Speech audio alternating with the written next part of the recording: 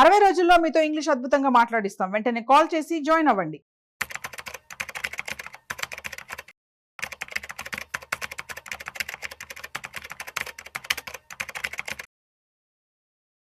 నమస్తే, welcome to Suman TV. నేను Udayasri. Present మనతో ఉన్నారు AMFI registered mutual fund distributor Veldi Chakradhar గారు. ఆయనతో మాట్లాడదాం. నమస్తే అండి.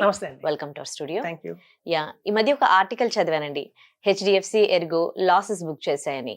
సో దీని గురించి చెప్తారా, అసలు ఏం జరిగింది?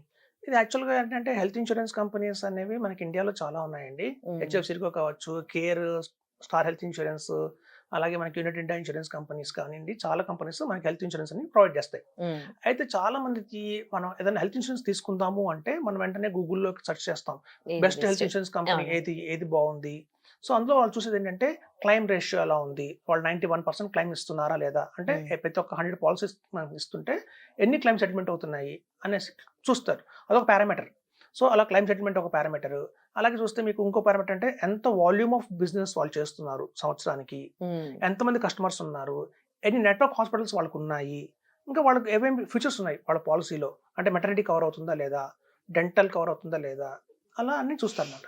సో ఇట్లాంటి పారామీటర్స్ చూస్తారు సాధారణంగా, జనరల్గా ఎవరు చేసిన అదే పని.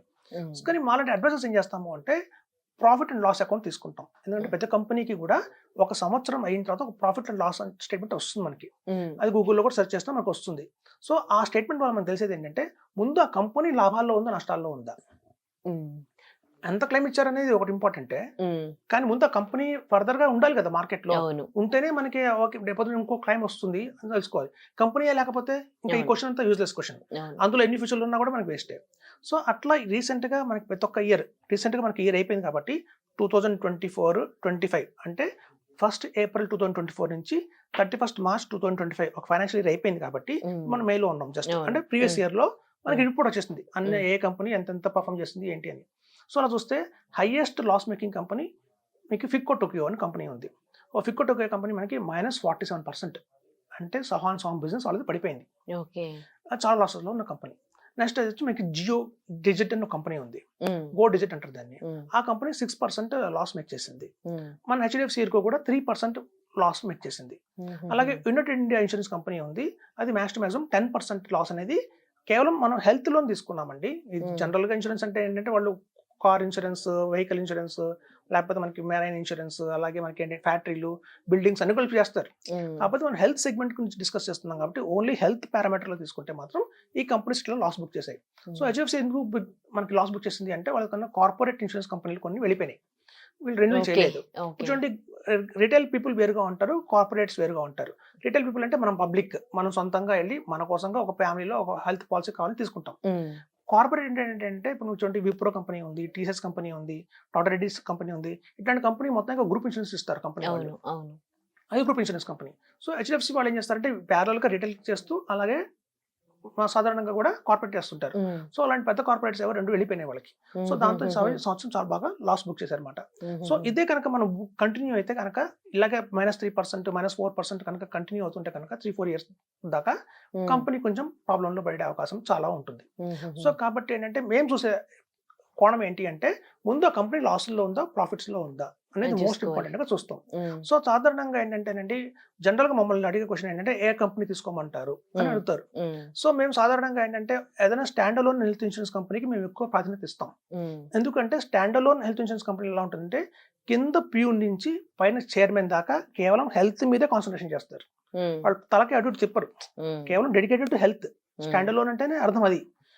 మిగతా అందరూ ఏంటంటే అన్ని ఇన్సూరెన్స్ కంపెనీలు చేస్తారు, అన్ని అంటే హెల్త్ తో పాటు మన జనరల్ ఇన్సూరెన్స్ కూడా చేస్తారు, వెహికల్ ఇన్సూరెన్స్ అని లేకపోతే బిల్డింగ్ ఇన్సూరెన్స్ అని. సో దాంట్లో లాస్ వచ్చినప్పుడు దాంట్లో ప్రాఫిట్ వస్తుంది, అంత కాన్సన్ట్రేటెడ్ చేయరు అనమాట. అదొక ప్రాబ్లం ఉంది.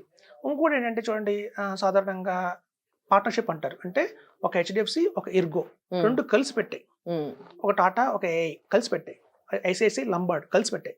ఇలా ఎప్పుడైతే పార్ట్నర్షిప్ తో ఒక కంపెనీ వచ్చింది అంటే అక్కడ క్వశ్చన్ మార్క్ ఉంటుంది, ఈ పార్ట్నర్షిప్ ఎన్నాళ్ళు ఉంటుంది. ఇప్పుడు వైఫ్ హస్బెండ్ లాగా విడిపోవచ్చు. ఇప్పుడు వైఫ్ హస్బెండ్ విడిపోతే పిల్లలు లేకపోతే పర్వాలేదు, పిల్లలు ఉంటే వాళ్ళు సఫర్ అవుతారు.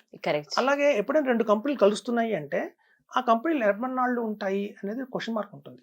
ఎందుకంటే గతంలో మేము లైఫ్ ఇన్సూరెన్స్ లో చాలా చూసాం అలాంటివి. అంటే ఒక అవివా కంపెనీ కావచ్చు, అలాగే ఐఎన్జి అని, ఇన్జుఐషి అని, కొన్ని కొలాబరేట్ అవుతాయి, విడిపోతుంటాయి. అనవసరంగా సఫర్ అయ్యేది ఎవరు అంటే పాలసీ హోల్డర్ సఫర్ హోల్డర్స్. అవును. సో కాబట్టి ఇప్పుడు రేపొద్దున విడిపోతే ఒక సపోజ్ ఒక ఛాన్స్ ఏదైనా, ఇప్పుడు ఒక మంచి ఎగ్జాంపుల్ చెప్తాను. హీరో హోండా అని ఒక బైక్ ఉండేది. అవును. నాకు చిన్నప్పుడు నేనే మా సర్కిల్లో మా ఫ్రెండ్స్లో అందరిలో ఫస్ట్ కొనుక్కున్న బైక్ నేనే. ఓకే. సో నన్ను అడుగుతుండే వాళ్ళు, ఏది కొనుక్కోమంటారు కొంచెం అడ్వైస్ చెయ్యి అంటే, నేను హీరో హోండా స్ప్లెండర్ తీసుకోండి చాలా బాగుంటుంది చెప్పేవాడు. ఎందుకంటే హీరో హోండాకి ఆ బ్రాండ్ ఉంది, బాగుంటుంది. Splendor number 1 bike. కొన్నాళ్ళు అయిన తర్వాత ఏమైందంటే హీరో హోండా సెపరేట్ అయిపోయినాయి. హీరో వాళ్ళు బండిల్ తయారు చేశారు, స్ప్లెండర్ బ్రాండ్ చేశారు. ఇప్పుడు నన్ను అడిగారు అనుకోండి క్వశ్చన్, నేను చెప్పలేకపోతాను. నాకే కన్ఫ్యూజన్, ఏ చెప్పాలి, అదా ఇదా. ఇప్పుడు ఏంటంటే ఒక హెచ్డిఎఫ్సి చూసి మనం పాలసీ తీసుకుంటున్నామా, ఎరుగు చూసి మనం పాలసీ తీసుకుంటున్నామా. హెచ్డిఎఫ్సి ఏమో బ్యాంక్, వాళ్ళకి ఇన్సూరెన్స్ లో వనమాలు కూడా తెలియవు. ఎరుగు అనేది జర్మన్ కంపెనీ, యూరోపియన్ కంపెనీ. అది ఇప్పుడు యాక్చువల్ యూరోపియన్ పెద్ద క్రైసిస్ లో ఉంది. అక్కడ వాళ్ళు చూస్తే మనం యూరోపియన్ కూడా దాటుకుంటూ ముందుకు వెళ్తున్నాం ఇండియా వాళ్ళు. సో అది క్రైసిస్ లో ఉన్నప్పుడు పేరెంట్ కంపెనీకి ఏదైనా పొద్దున ప్రాబ్లం వస్తే ఏంటి. సో ఇట్లాంటివి కూడా మనం ఆలోచించుకోవాలి. ఎందుకంటే నేను పాలసీ ఇవాళ తీసుకుంటున్నానంటే దాని అర్థం రేపై నా హాస్పిటల్ అడ్మిట్ అవుతాను కాదు. ఇవాళ 40 years ఉన్నాయి, నాకు 60 years వచ్చే టైంకి నాకు ఏదైనా హెల్త్ ఇష్యూ రావచ్చు, 70 వచ్చేప్పటికల్లా ఏదైనా క్యాటరాక్ట్ ఆపరేషన్ కావచ్చు. ఈ రొటీన్ ఏజ్ వైజ్ గా వచ్చే డిసీజెస్ రొటీన్ గా ఉంటాయి. సో ఈ నాకు ఇప్పుడున్న 40 years నెక్స్ట్ 20 years దాకా కంపెనీ ఉంటుందా ఉండదా మార్కెట్ లో, ఒకళ్ళు విడిపోతే పరిస్థితి ఏంటి. సో ఇట్లాంటివన్నీ కూడా మన మైండ్ లో పెట్టుకున్న తర్వాత మనం ఇన్సూరెన్స్ తీసుకోవాలి. సో ఇది ఒక కోణంగా ఆలోచించాలి. రకరకాలుగా ఆలోచిస్తారు అందరూ కూడా. కొంచెం బ్రాండ్ చూస్తారు, కొంతమంది బ్రాండ్ కాదు, ఒకవేళ రేపొద్దున ఫ్యూచర్ లో విడిపోతే ఏం పరిస్థితి అని ఆలోచించే వాళ్ళు కొంతమంది ఉంటారు. ఏదైనా ముందు ఆలోచించుకోవాలి కదా. సో అట్లా మనకి ఏంటంటే రాబోయే రోజుల్లో ఏ కంపెనీ బాగుంటుంది, మన లాంగ్ టర్మ్ ఏది ఉంటుందో చూసుకోవాలి. చాలా మంది ఏంటంటే క్లైమ్ సెటిల్మెంట్ ఎక్కువ ఇస్తున్నారా అని మనం తీసుకుంటాం. అది యాక్చువల్గా ఏంటంటే క్లైమ్ రేషియో అనేది పర్మనెంట్ కాదు, అది గ్యారంటీడ్ కాదు. ఈ ఇయర్ ఇచ్చారు కదని చెప్పి నెక్స్ట్ ఇయర్ ఇస్తారని గ్యారంటీ లేదు.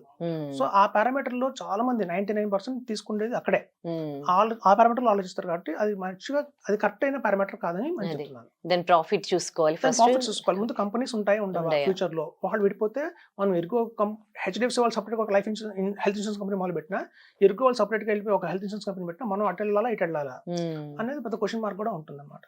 సో కాబట్టి ఇవన్నీ కూడా ఆలోచించుకోవాలి. కాబట్టి సో నేను చెప్పేది ఏంటంటే, ఏదైనా స్టాండ్ అలోన్ హెల్త్ ఇన్సూరెన్స్ అయితే మనకి ఇట్లాంటి ఇష్యూస్ రావు.